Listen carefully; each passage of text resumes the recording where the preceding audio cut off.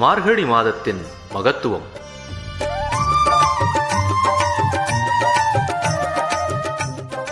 நமக்கு ஒரு வருடம் என்பது தேவர்களுக்கு ஒரு நாள். தை மாதம் தொடங்கி ஆனி வரை அவர்களுக்கு பகல் பொழுதாகவும், ஆடி மாதம் முதல் மார்கழி வரை இரவு பொழுதாகவும் அமையும்.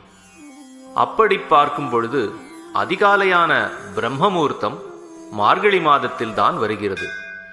தேவர்களுக்கே பிரம்மமுகூர்த்தமாக இருக்கிறபடியால் மார்கழி மாதம் மானிடர்களுக்கு மிகவும் சிறந்ததாக சாஸ்திரங்கள் மற்றும் புராணங்கள் கூறுகிறது.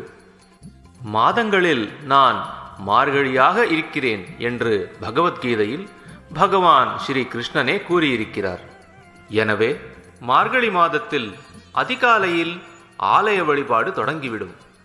திருப்பாவை, திருவெம்பாவை, திருப்பள்ளி எழுச்சி என அனைவரும் கூட்டு பிரார்த்தனையாக இறை சிந்தனையில் ஆழ்ந்து விடுவார்கள்.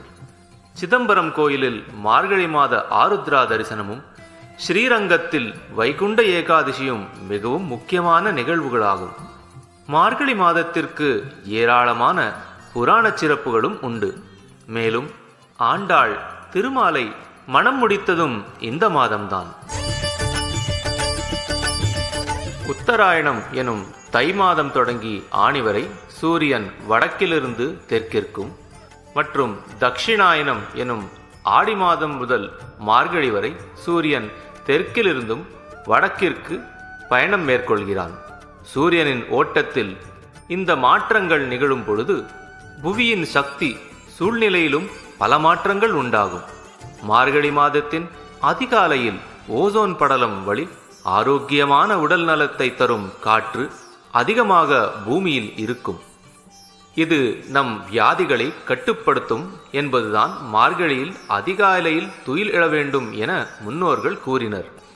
அதிகாலையில் எழுந்து கோலமிட்டு சாணத்தால் பிள்ளையார் பிடித்து வைத்து பூக்களால் அலங்கரித்து மார்கழி வரவேற்பு.